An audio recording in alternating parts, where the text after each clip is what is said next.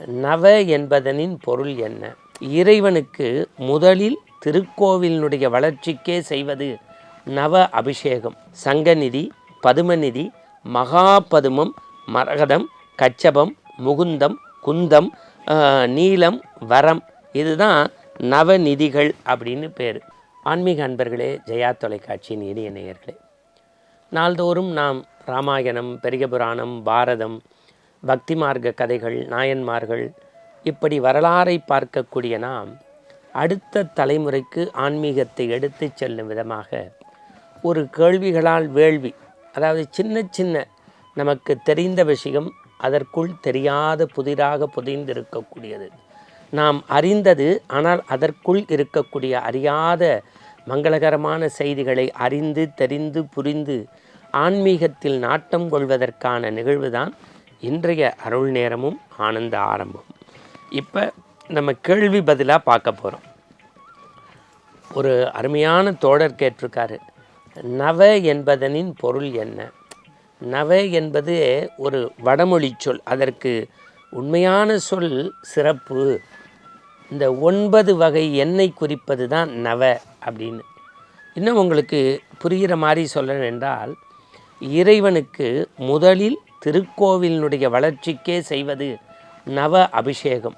9 வகையான அபிஷேகங்களில் இறைவனை ஆராதனை செய்வார்கள். மஞ்சள், பால், தயிர், நீங்கள் இப்படி நினைவு வச்சுங்க, மஞ்சள், பால், தயிர். அடுத்து பஞ்சாமிர்தம், நெய், தேன், நினைவுக்காக சொல்கிறேன். அப்புறம் சர்க்கரை, அதைவிட ரொம்ப அந்த நம்ம திரவியம் சொல்கிறோம்ல, அந்த திரவிய பொடி, சந்தனம். இது இந்த 9 வகையும் இறைவனை குளிர்விக்கக்கூடிய பொருட்கள். நவமணிகள்னு சொல்கிறோம்ல, இப்போ நிறைய பேருக்கு இந்த நவமணிகள் என்றால் என்னன்னு தெரியாது. கோமேதகம், வைரம், நீலம், பவளம், இன்னும் சொல்லப்போனால் மரகதம், முத்து, மாணிக்கம், இப்படி நீங்கள் கூட்டினீங்கன்னா 9 வகையான விஷயங்கள் வரும். இதுதான் நவமணிகள். இன்னும் சொல்லப்போனால் யாகசாலையில் நம்ம புனித வேள்விகளில் நவதானியம்னு பயன்படுத்துவோம். அந்த நவதானியம் சில பேர் சொல்லுவாங்க, வீட்லேயோ கணபதி ஹோமத்துக்கோ ஆயுஷ் ஹோமத்துக்கோ இல்லை வளர்ச்சியான ஹோமங்களுக்கோ சண்டி ஹோமத்துக்கோ நவதானியம் வாங்கிட்டு வான்னா நிறைய பேருக்கு என்னன்னு தெரியல.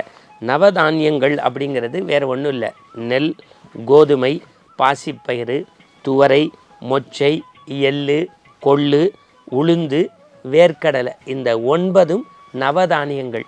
அது மேலே தான் இலை பரப்பி பூஜை புனஸ்காரங்கள் செய்வது நம்முடைய பாரம்பரியமாக இருக்குது. உங்களுக்கு இன்னொன்று சொல்கிறேன், நிறைய பேர் சொல்லுவாங்க, நவகிரகத்தை போய் சுற்றிட்டு வா, உங்களுக்கு எந்த இடர்பாடும் இருக்காது. அது ரொம்ப பல கோவிலில் எழுதி போட்டிருப்பாங்க, சீலமாய் வாழ சீரல் புடியும் நாளம்புகும் ஞாயிறு போற்றி, சூர்யா போற்றி, சுந்தரா போற்றி, வீரையா போற்றி, வினைவிக்கழ்வாய் எங்கள் குறையெல்லாம் தேக்கும் திங்கள் போற்றி, திருவள் திருவாய் சந்திரன் தேக்கும் சதுராய் போற்றி, சிறப்புமணியே செவ்வாய் தேவா அப்படின்னு. ஆனால் நீங்கள் அந்த பாடலை தெரிஞ்சுக்கிறத விட இந்த 9 நவகிரகம் என்னன்னு, சூரியன், சந்திரன், செவ்வாய், புதன், இப்படி நீங்கள் நினைவுக்காக சொல்கிறேன், சூரியன், சந்திரன், செவ்வாய், புதன், வியாழன், வெள்ளி, சனி, ராகு, கேது, சனி, ராகு, கேது, இந்த 9ம் சேர்ந்த நவகிரகம். இதை நீங்கள் சுற்றி வருகின்ற போது அவ்வளோ விஷயங்கள் நடக்கும். நவநிதிகள் அப்படிங்கிறோம், கண்டிப்பாக பல பேருக்கு நமக்கு தெரியாது, இதை தெரிஞ்சுக்கணும். சங்கநிதி, பதுமநிதி, மகாபதுமம், மரகதம், கச்சபம், முகுந்தம், குந்தம், நீலம், வரம், இதுதான் நவநிதிகள் அப்படின்னு பேர்.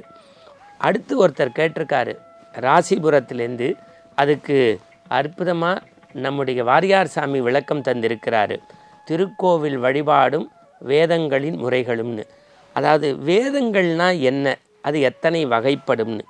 பொதுவாக ஒளிவடிவில் இருக்கக்கூடிய நல்விஷயங்கள் தான் வேதங்களின் ஆதாரம் அப்படிங்கிறாங்க. இந்த ஒளிவடிவை வைத்து பார்த்தால் எண்ணிலடங்கா வேதங்கள் இருந்தாலும் வேத வியாசர் வகுத்து கொடுத்தது 4 வகையான வேதங்கள், ரிக், யஜுர், சாமம், அதர்வனம். எனவே அவற்றை மையமாக வைத்து வழிபாடு செய்வது தான் வேதங்கள் உணர்த்துவது. மந்திரங்களின் சிறப்பு என்ன? ஒவ்வொரு மந்திரத்திற்குமே ஒவ்வொரு சிறப்பு உண்டு. நான் அடிக்கடி இதே கேள்வி பதிலில் சொல்லேன், மந்திரங்களில் உயர்வானது காயத்ரி.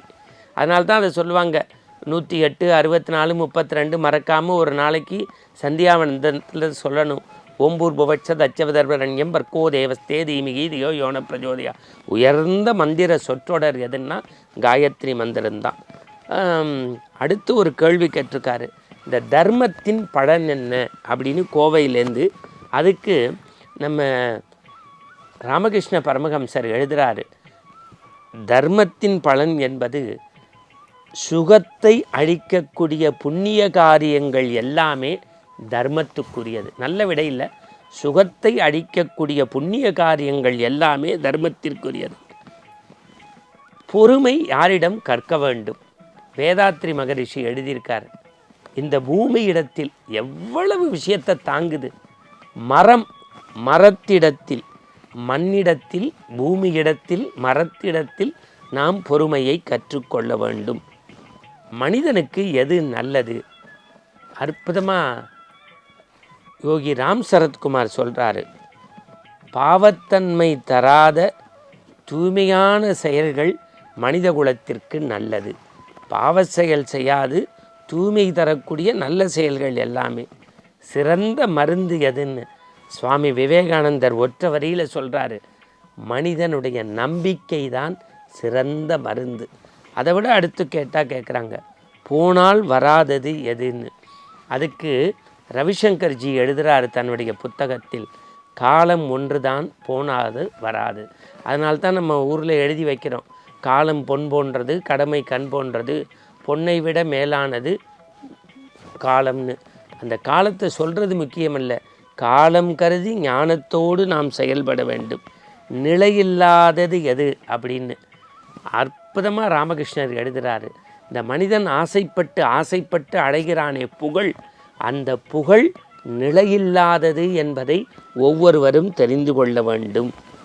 நம்மை வாழ வைப்பது எது? வாரியார் எழுதுகிறாரு தன்னுடைய புத்தகத்தில், எது ஒரு மனிதனை வாழ வைக்கும் என்றால் அன்பு. எது ஒரு மனிதனை வளர வைக்கும் என்றால் அன்பு. எது ஒரு மனிதனை உயர்ந்த இடத்திற்கு கொண்டு போய் சேர்க்க முடியும் என்றால் அன்பு. அன்பு அன்பு அன்பு அன்பு மட்டும்தான் நிலையானது.